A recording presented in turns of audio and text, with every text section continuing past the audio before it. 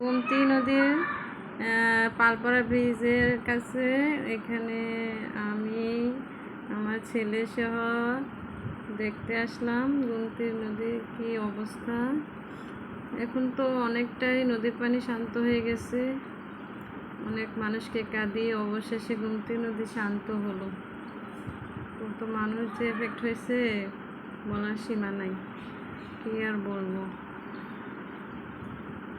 যাই হোক, সকল কিছু কাটিয়ে সবাই আবার ভালো পর্যায়ে ফিরে আসুক, এটাই কামনা করছি। এই যে গোমতী নদী অনেকটাই স্বাভাবিক হয়ে গেছে। এই যে কি করছো নিহান? এই যে আমার ছেলে হেঁটে হেঁটে সামনের দিকে চলে যাচ্ছে।